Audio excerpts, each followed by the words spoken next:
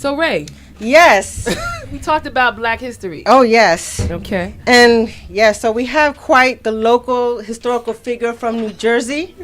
We want to welcome the Honorable Dana Rone, That is correct. who is the president of the National Minority Alliance of New Jersey. Yes. And also the founder of various organizations in Newark, New Jersey to help promote mobility for the people in the community.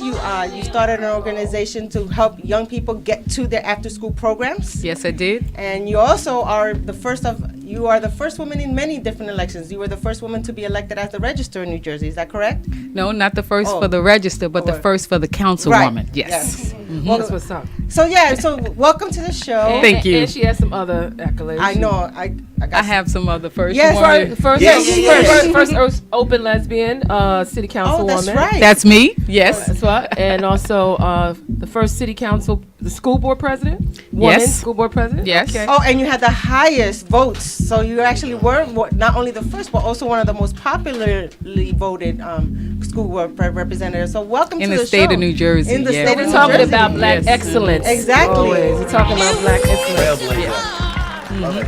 All right. So all that stuff is nice and everything, but What are you here about? we're here about talking about the new movement. Yes. Right. And I had an opportunity of meeting you. I met you and talked to you via text, but I was inspired when I met you. I'm glad. I want to say that. And your inspiration has stirred something in me because it's now helping me talk to people about what you talk to me about and where I live. Mm-hmm. And that's what a movement is all about, Yes. right? Yes. So you remember the commercial and so on and so on and so on. So your so on is dealing with the legalization and the social equity of of the impact of what happens when marijuana is legalized in New Jersey, because it's going to be legalized for adult use. It's already done a medicinal purpose. We had a brother. We had some people on the show earlier. Scott Rudder and Hector Corchado came on the show a couple of months ago. First of all, they said you got to have Dana Rone on. That's number one. But they talked about more of the business side to it. But we were missing the other side to it. But I want you to talk to us a little bit about how you got involved, and then talk about the overall mission of the New Jersey Minority. Just to start us off with that. Well, how I got involved is because I live in Newark, New Jersey. I grew up there. So as a leader, if we're honest with ourselves, is that we know that we did everything that everybody else did in the community. We just didn't get caught doing it. And so when you start there, you understand, you have a greater compassion for those individuals. And so when I started on this road, with the help of the present Lieutenant Governor of New Jersey today, Sheila Oliver, I talked to her about my desire and my advocacy around this subject, and she helped me to sort of infuse me in the process, the legislative process. And I had the opportunity to go to Colorado with probably like 9 or 10 of New Jersey's legislators to check out their process. But what I learned there, I learned that out of 3,700 or so licensees, there was only one black woman. And that was my question inside of the forum is, how is it that you have 3,700 licenses and you only have one that's black? And the question came back to me is, well, how many black people are in Colorado?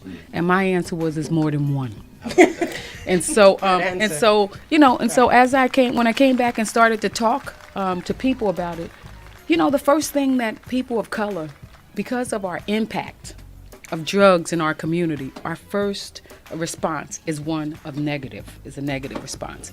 They're thinking, they think about the guy that's standing on the corner with the blunt in his mouth, his pants down. They're thinking about crack, cocaine, heroin, all of these things they lump in with marijuana. And so the first thing is to strip that away, to not argue about whether it's a gateway drug, whether it's a drug, but to talk about the components of it. And so what I had to first begin is to understand that they don't see it as cannabis. They see it as marijuana. So when I went into the community and started talking about cannabis, I had to sort of redesign how I was going to deliver that, because people thought, well, what is cannabis? What the hell is that? Why are you, trying to fool me? This we talking about marijuana now. You talking about cannabis, and so I had to start off with that and to say, okay, let's strip away all of those things. Let's talk about the positive. And when you talk about the positive, when you talk about that a young person is not going to be kicked out of college, is not going to lose their financial aid, that it affects immigration status, it affects employment, it affects, all of these things that it affects. When you ask a senior citizen, when you ask a young adult, then that margin of pro-marijuana reform goes up because they understand the impact. When, I always equate it to Budweiser. We had two breweries in Newark. Newark is a place for that. That was our history. And so when you think of that, I say to people, okay, if your son came home or your daughter came home and she said she got a job at Budweiser or Pabst, would you be happy? Everybody is saying, yes, we'll be delighted. We know it comes with insurance. It comes as a good paying job. I said, you need to see marijuana as that same thing. This is the only thing in the last 50 years where a guy or a girl who has a high school education can go and make more than $15 an hour. So tell us about that process of maybe the certification aspect. Okay, so if a young person could, in the process of what you're trying to move. And so what I did, I had the ability to participate in a certification program from Oaksterdam University. And what I did is it was a 4-day intensive study course right here in New York City. I did not know that it had already come to New Jersey, but in South Jersey. And so some of our individuals there had an opportunity to take the class. But what this certification classes teach you is safety and responsibility. It teaches you the nutrients of the plant. It teaches you seed to harvest. It teaches you marijuana, the history of marijuana, federal and state history, those things that you would need if you want to participate in the marijuana or cannabis industry, whether you're a bud tender or owner of a dispensary. And so that's what I found in the class is that how when you move from the black market to the white market, even the language change.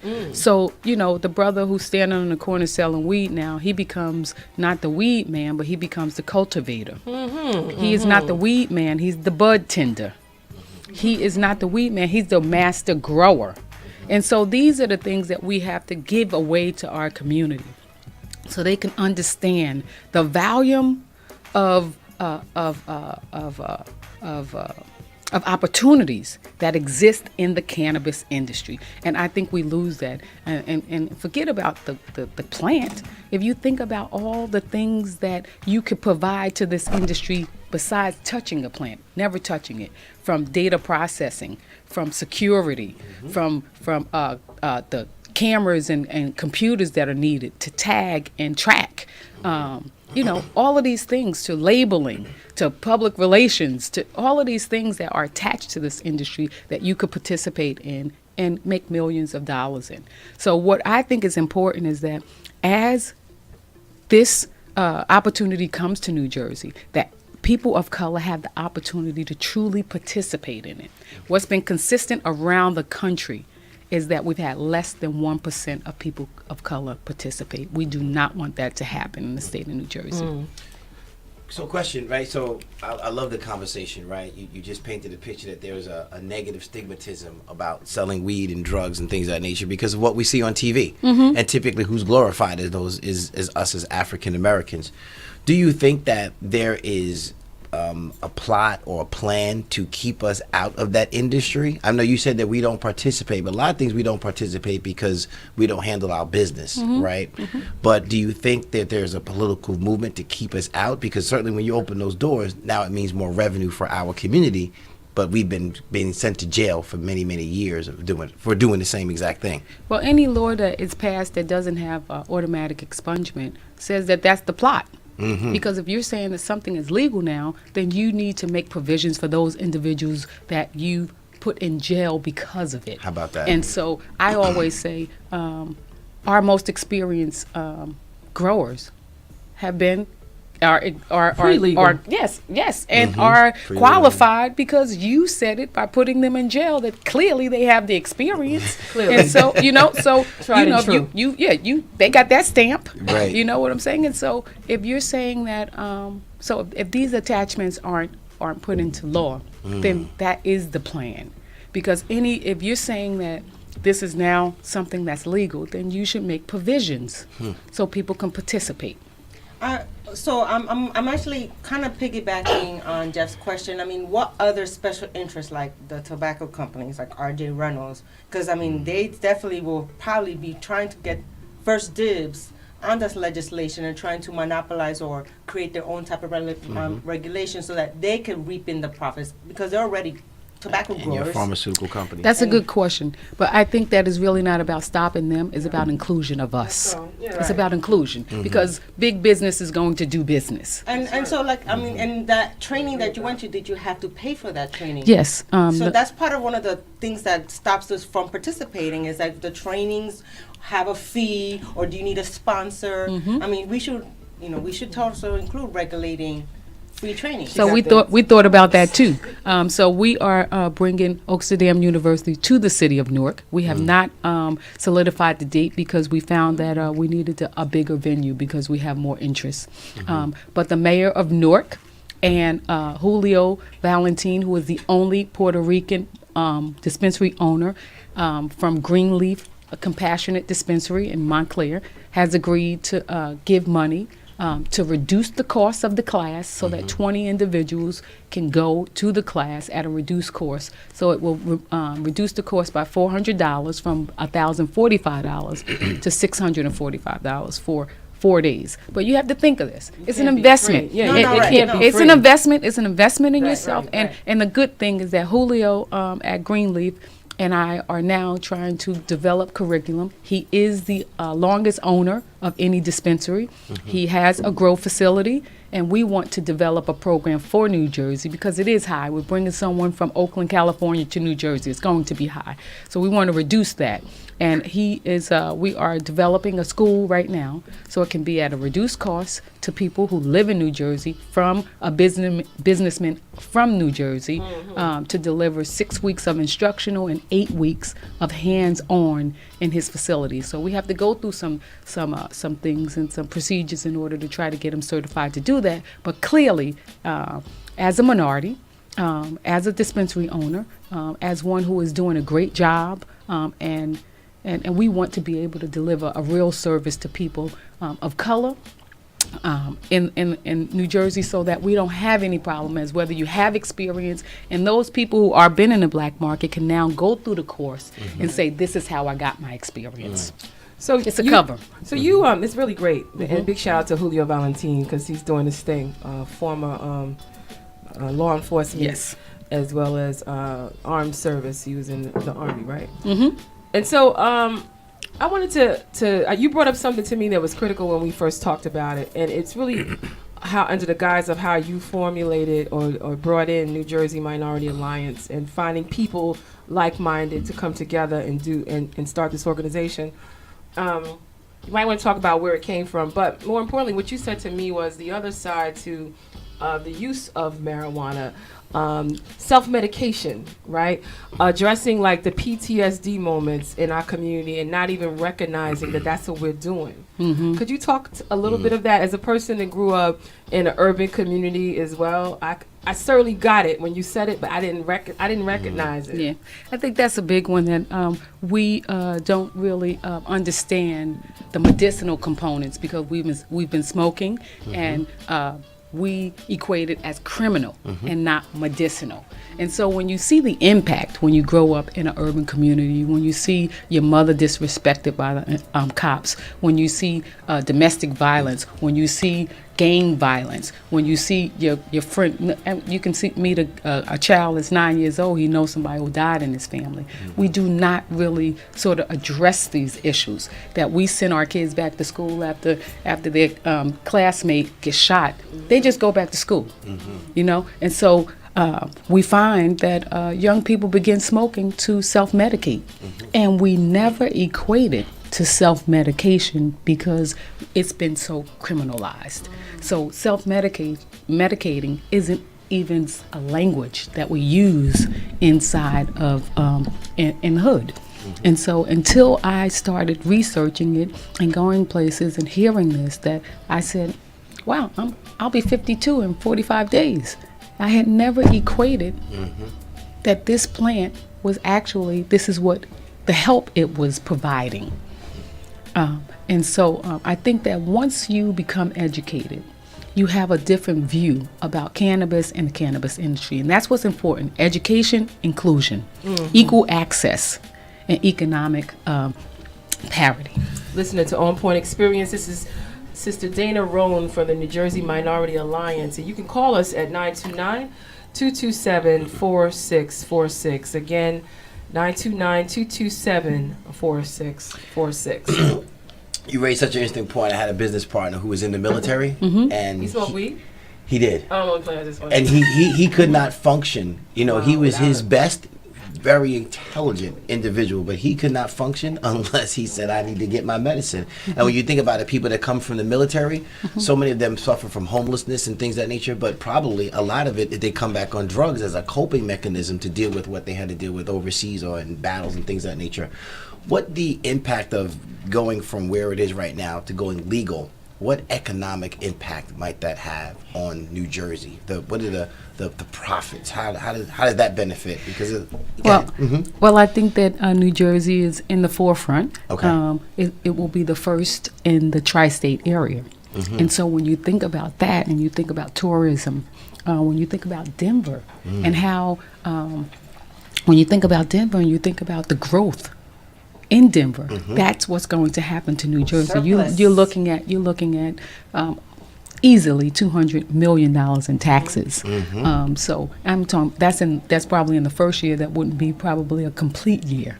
Wow. And so the governor understands that this is a vehicle to solve a lot of problems, to reduce crime. So I'm very happy that we have a governor that has his ear to the ground, that he understands that he knows how to play at the top and he knows how to play at the bottom. And, just coming in, I'm very hopeful for our governor. And just coming in and doing the executive order to raise the minimum wage to $15 an hour said something to me. It said that you're going to do what you said you're going to do. And he is on board with reforming marijuana, introducing legalization of adult use. And we say adult use because it's not for children. We don't say recreational. We say adult use. It's a choice that an adult makes. As we make it, if we're going to drink alcohol or if we're going to drink cigarettes, this would be the same type of choice. This doesn't mean everybody's going to go smoke marijuana. Correct. This means that I have the choice. That's a fear, though. Right. But this is it. Everybody is smoking marijuana. Let's be clear. Yes. Let's be clear. What are some of the challenges that you're facing right now in pushing this agenda forward? Well, again, in communities of color, we've been impacted differently. And so when you look at other suburban areas who smoke just as much as people in urban communities, it has been embraced in a different way. And so it's a lot of fear. It's a fear of, okay, we're going to have stores, everybody's going to be smoking now on the street, everybody's going, it's the fear. They do that now. It's the fear. It's the fear of Right. so you have to educate parents to say, Yes.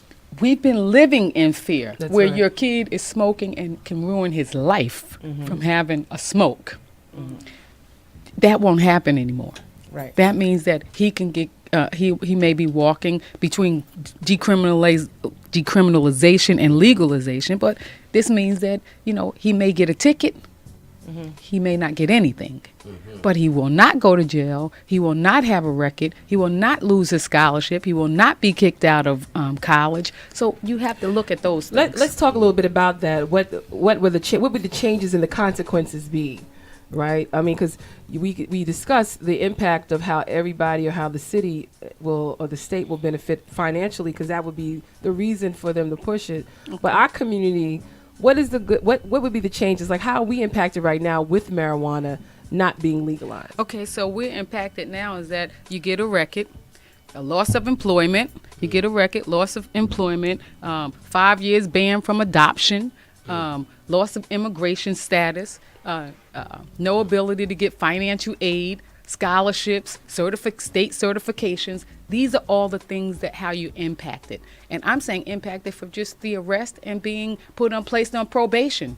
You still have been arrested for use of marijuana. And arrested for how much marijuana? Because that's when we talked about that earlier. That was impacted. So I had an opportunity to talk to my attorney, and he was going to court. He was doing one that was pro bono, and someone was paying him, and he was like, this gentleman was being arrested because he was smoking a joint on his porch, and the cop was driving by, and he saw him, and he got out the car, and he arrested him right from his porch because he was rolling it, and he rolled it and smoked it, and I guess whatever the reason, but this type of behavior would not happen outside of an urban community. They give different courtesies that are not extended inside of the hood, and so this is the problem, is that we already know it. We know that people of color are arrested 3 times, are more likely to be arrested 3 times more than their white counterparts. So this is history. So, and we do know that when legalization comes to New Jersey, that African American and people of color owners are going to be policed and regulated more than any other person. It's just what happens in our community. And so I think that when this happens, we have to provide the service safe and responsible. It's important that each of us have to hold the highest standard of delivering and participating in the cannabis industry, because we're going to be highly watched. It's interesting. Do you want to? I'm sorry. No, you want to elaborate a little bit more? I think we touched a little bit. The New Jersey Minority Alliance. What is that? The New Jersey Minority Alliance is a chapter of the California Minority Alliance. And when I started on this road, I wanted to look for an association that supported and organized for people of color for recreational use. In my search, I found the California Minority Alliance. You know that Los Angeles is very progressive in their and all of their legislation. They have automatic expungement. People who have been in the industry now can participate in the industry, not just as an employee, but as an owner and participant in dispensaries. In California, San Diego, they just passed it. San Francisco just passed that too. And so I know that New Jersey is not as progressive, and it's a little bit more conservative to California. But I say that if you're going to take best practices, then you should get the person who's doing it, not saying it. And so that is how we found the California Minority Alliance. They support us as our sister agency association to provide language that we could include in the law. And try to include in the law. We've been working with some of the members of the Black Caucus. I'd like to give a shout out to, again, the Lieutenant Governor, Sheila Oliver, the Assemblyman Holly of Union County, and Assemblywoman McKnight, Assemblywoman Tucker. People are understanding. They live in these communities. Their friends smoke. Their families smoke. Some of them smoke. I always make a joke and say that if they really wanted to change, all they needed to do is drug test our leaders, and it would have been changed a long time ago. Absolutely. And so the reality of it is that this is a moment that we have to look deep within ourselves and come up with some honest dialogue and some honest reactions to it. And this is really not about everybody go out and smoke, that I want my granddaughter to smoke. But I want her to have the choice as an adult if that's what she wants to do. And I don't think that we should police morality. Does it work? Do you work with other states? I mean, Governor Cuomo this past January announced that New York is going to study whether we should legalize recreational use of marijuana. And I'm as a New Yorker, I'm like, well, I should go to your classes in Newark when you're doing it in preparation for that. Do you know of other counterparts that are other states that are building their minority alliance for the same issue? Well, we have 7 chapters of the California Minority Alliance. Don't ask me where all of them are today, Okay. but we do have 7 chapters, and I believe that they are trying to start one here in New York. Sign me up. But I think what's really most important is that it's 22 minutes away from where you are right now, Yes. so you can come to Newark and participate in the class. But I think Definitely. it's important. Education is important. Yes. You can't literally say you want us to participate if we are not preparing us to participate. And so for me, that's always been important. Just as if we knew that, some type of I guess data processing was coming, we would have a training, study training for data processing. It's the same thing. We need to be prepared. And so I'm so tired of hearing companies come to New Jersey and say we're going to hire 400 people, and then we say, okay, that's great, you get the tax abatement, you're going to hire 400 people, and then after you get the tax abatement, you say, well, we don't have the people who are qualified here to hire them. And so I thought that what's the best thing to do is to get people prepared. And so that's another thing about the New Jersey Minority Alliance. We were organizing people who wanted to participate in the cannabis business. So when it came time to say, well, we don't have a security firm, we said, we got one. We don't have a testing firm. We have one of those. We don't have individuals who want to participate. We got those. And so I think that really was what my thought of it I really want to was. salute you on your very practical approaches to doing movement work. Thank I you. mean, because that is what the movement is, preparing our people to to sit at the table, have a say on how we get to live our lives. And so I really want to salute this effort, because you're not promoting smoking, you're more just preparation, education, and equity. Yeah. And I am so looking forward to being part. I am officially joining if I can. You can. I am going to, because I really want to work on this in New York City, especially for all the people that we know in our communities that should also be sitting at the table and not in prison. You have a question? No, I wanted to jump on the bandwagon, right? So, we do this show from week to week, and, very often as a people, we say we missed out on these things, right? Well, we didn't know about it, right? We didn't profit from prohibition. We knew about gambling. We might have opened up casinos in Las Vegas, right? But the fact that you are now preparing us, because we've been participating for years, as they say, pre-legal. Yes. Right? We've carved out the industry, right? We've made the industry.